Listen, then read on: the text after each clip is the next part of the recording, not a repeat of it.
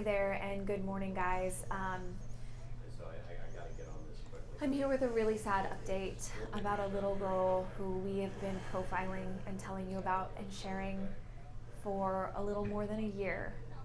Officer Abigail Arias passed away.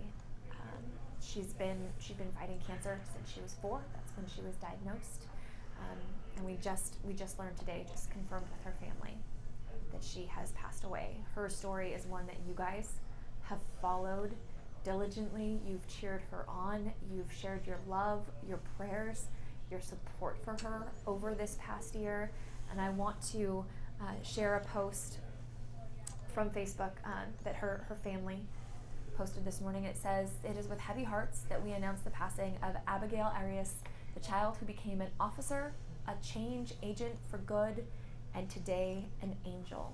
Abigail, also known as Officer Arias 758, went to be with our Lord early this morning, surrounded by her family and friends. Her love, compassion, and most importantly, her magnanimous spirit will live on for generations to come.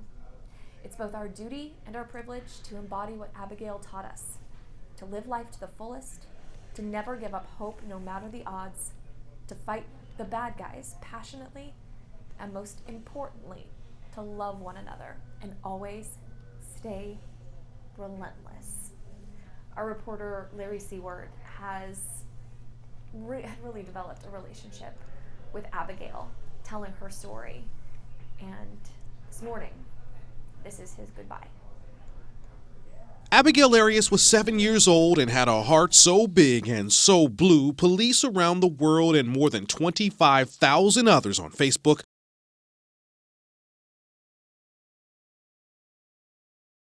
followed her every move. I kind of get nervous of doing it, but I never give up. We met her one day before Freeport's police chief broke down swearing in the then 6-year-old.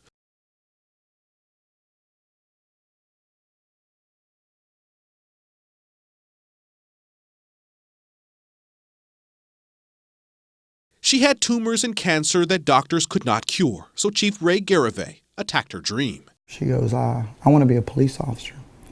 I looked back at her dad and I said, she probably should have never told me that. And he kind of just winked at me and I said, we're going to make that happen. At the time, our greatest struggle is saying no to fear. Mom Eileen, Dad Ruben, and brother Ethan expected little more than prayers. I want to help the bad guys go away, and I want to help this cancer go away in five seconds. Abigail's story went viral. Gifts of all kinds poured in, donated giveaways for her family, tributes, salutes. At the State House, lawmakers made her an honorary Texas Ranger. Hardest part is getting all the stings back and fighting the bad guys in my lungs. She fought with that smile. We saw it the day she rode in the state trooper's helicopter, when she joined the Houston Police Mounted Patrol, when sworn in by the NYPD, and during a West Wing tour set up by a Secret Service agent inspired by Abigail's relentlessness. Just want her to be happy. I want her to continue to smile. And she will. And her faith is strong. Things are going to get better. Optimistic through it all, The bad guys, they're doing not well. her family weathered setbacks in April and July. It was a punch to the gut. Scans showed tumors taking over Abigail's lungs. I want people to know that I'm staying strong, staying healthy, and I'm trying to beat the bad guys. Her family started Officer 758's Cancer Fight, a nonprofit to help other kids with cancer and their families get by. Abigail's reach aims to share gifts strangers once gave her. We want this foundation to be heard worldwide, where people can come to us, and we want this thing to grow as big as we can make it. But the day before they sent Austin Hinesley's family to the World Series, Abigail made her last public appearance at Minute Maid Park. In obvious pain, sitting in that wheelchair, she met Astros star Jose Altuve. I told him that, Altuve, please make a home run for me. For him to take the time out to come out and meet with her was pretty cool. It was amazing. She smiling ear to ear. That was her, Abigail Arias, relentless, forever.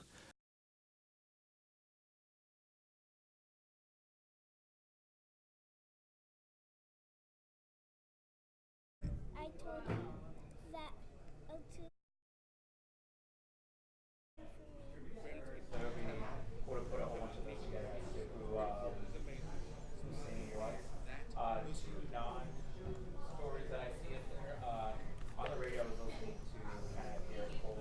I don't know about you guys, but it's hard to watch them and not get emotional. To know that a little girl's 7-year-old life has been cut short by cancer. But it, as easy as it is to be heartbroken, if you know anything about Officer Abigail, it's that she would not want you to be sad. She would want you to carry that joy that she always did with her, and to pass along that kindness and her spirit. So maybe today you pay tribute by doing something kind for someone.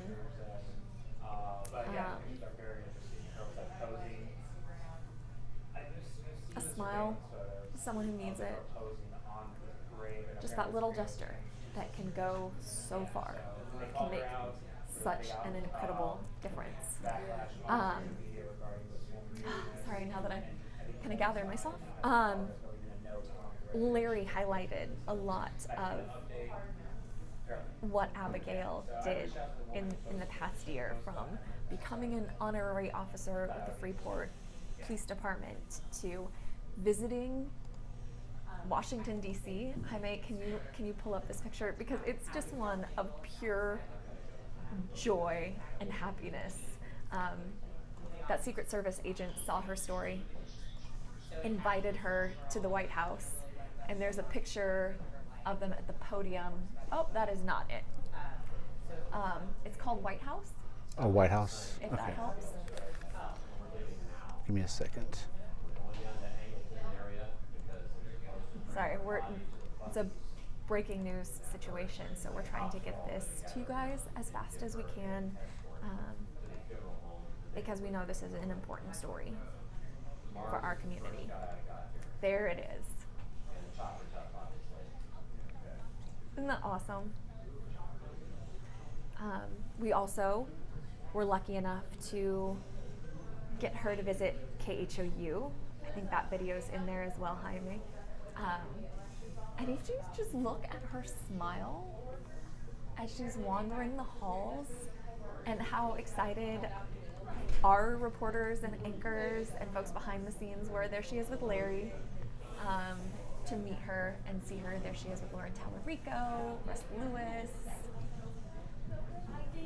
That's Sally Ramirez, our news director. She got a whole tour of the studio. That's what our new building looks like. Our general manager, Bobby Springer, but she really did have a special relationship with Larry Seward. I don't know how many of you have had your lives touched by cancer. I suspect it's quite a few, because there are so many different forms it can take and so many different ages when it can hit. I know in my family, my little sister, who I will say now is grown, happy, healthy, actually pregnant with her second child right now. When she was 6 months old, she was diagnosed with a form of cancer called ganglioneuroblastoma, which is a rare brain tumor that had lodged on her brainstem.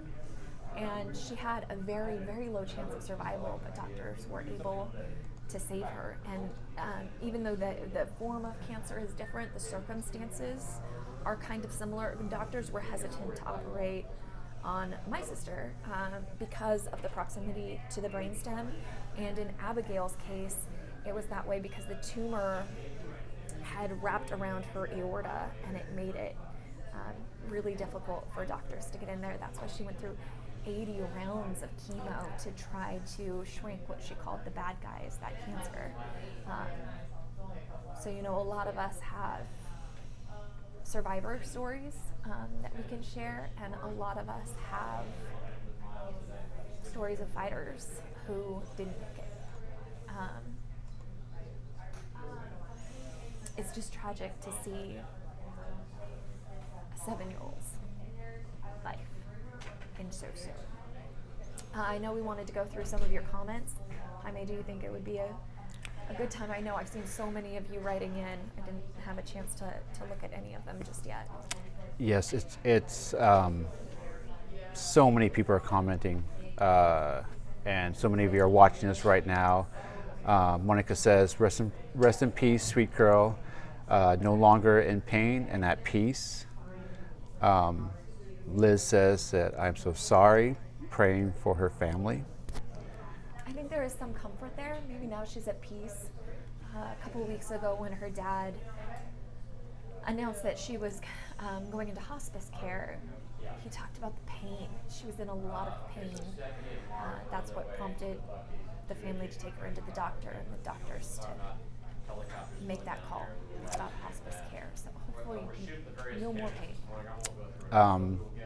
Julia says, rest in peace, sweet angel, number 758, Officer Abigail. And I think it just, I just learned that this morning that she had an official badge number when she was first sworn in as a Freeport police officer, 758?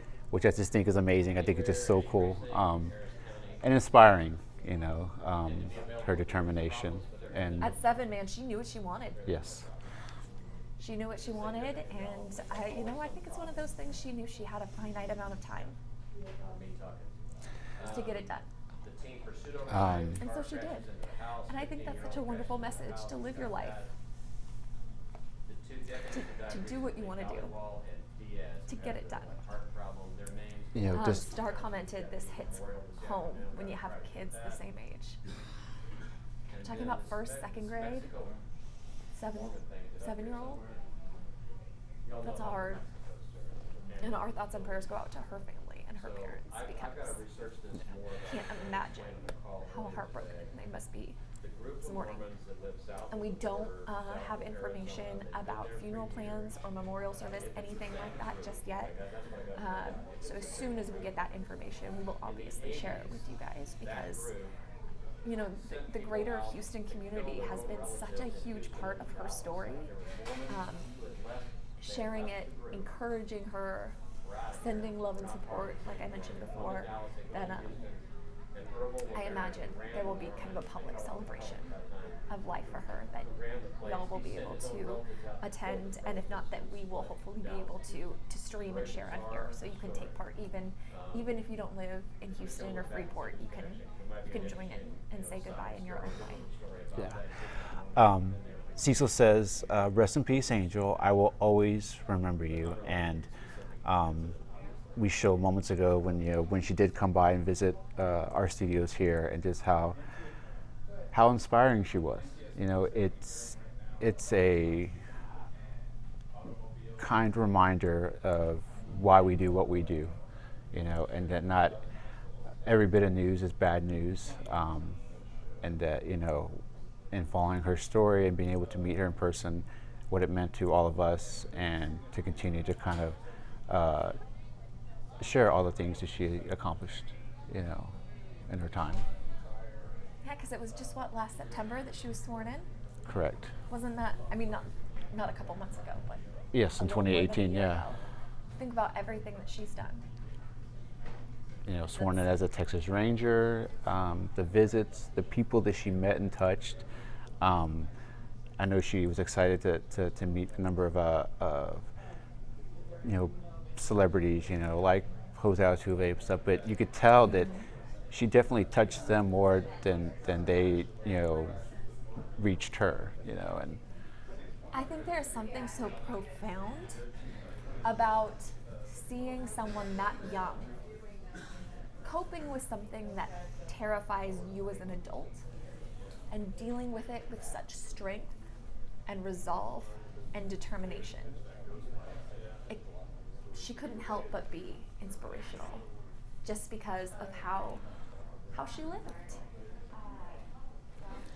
You know, and that's what Michelle says here, because you taught us to live and how to love. Most of all, you taught us how to fight until the end. We love you, number 758. Just. I want to thank everyone who kind of joined in, commented, shared your words of love and support for Abigail and her family. Again, as soon as we learn anything about memorial service plans, anything like that, we will pass them along to you. But I want to close by just reiterating what I said before. Remember Abigail's message. Remember the way she lived her life. And maybe it's hard to do every day, but today for sure. Go out there, carry yourself with kindness, be kind to others, maybe even do just one big act if you can and brighten someone else's day, because we know that's what she would want. But for now, our thoughts and prayers are with her family and all of the people who loved her so much. We'll be thinking of them in the days to come.